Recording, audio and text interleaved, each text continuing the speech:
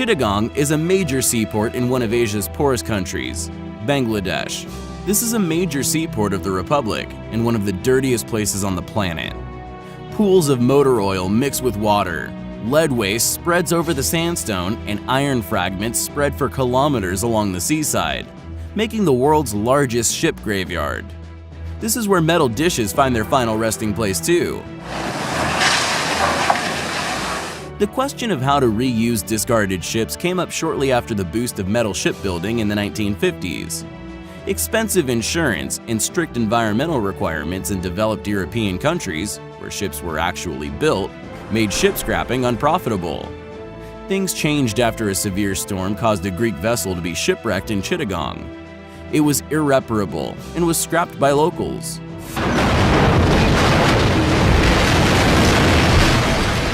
With the lack of environmental standard controls by the local government and cheap work resources, this fishing port turned into a true ship cemetery in just a few short years, spreading for more than 20 kilometers along the coast.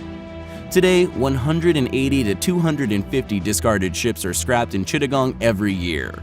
About 80,000 people, 10,000 of whom are aged between 10 to 14 years old, are engaged in scrapping, and 300,000 more work in related sectors. A worker's salary is just $3 a day, with a 6-day per week and 12 hours per day work schedule. This scrapping is all done manually, while dismantling the ship's bulkhead spreads motor oil onto the shore, creating lead waste. This means that the maximum allowable lead concentration is exceeded here by 320 times. There is a constant breaking of safety rules that results in frequent worker fatalities, and 300 to 400 men become disabled due to this every year. The desert in Arizona holds many secrets, including a straight row graveyard of abandoned planes in the middle of cactuses. This makes it the world's largest airplane graveyard today. Previously, it was the Davis-Monthan Air Force Base for the U.S. Air Forces. Founded in 1925, it was enlarged in 1940 to train bomber aircraft crews. After World War II, the place was chosen to be an airport cemetery due to its dry climate and hard soil, which allowed aircrafts to be stored on uncoated sites. Today, more than 4,400 discarded planes are conserved here, which includes out-of-service American B-52 bombers that can carry nuclear weapons and 40 non-repairable space shuttles. The total value of everything on the site exceeds $35 billion. The number of new planes coming to the graveyard every year is almost equal to outgoing planes sold to friendly countries. According to official figures, for each dollar spent for the maintenance of this aircraft cemetery, the base makes $11 from the sale of restored planes. This makes you wonder, who's buying these relics? By the way, this was the location for the sensational Transformers: Revenge of the Fallen film.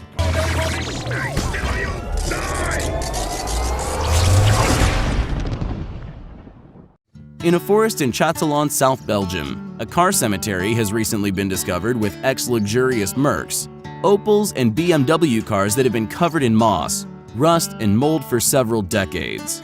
The commonly held legend says that these retro cars used to be owned by American soldiers stationed here during World War II.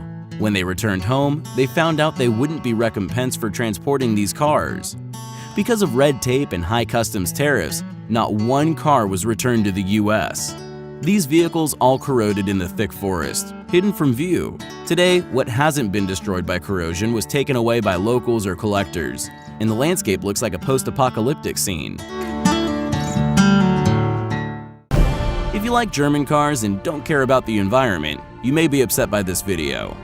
More than 400,000 new diesel cars left behind a semi-lost stadium, Silverdome in Michigan, are very likely to be utilized. Volkswagen found itself at the center of an environmental scandal in September 2015, when it was revealed that Volkswagen and Audi cars with 2-liter diesel engines were equipped with software that understated the amount of harmful exhaust gases by 10 times during testing. The company admitted this falsehood while selling cars to the US and bought dirty cars back from their owners. Naturally, the question of where to store these 475,000 cars emerged until the final decision of their destiny was made.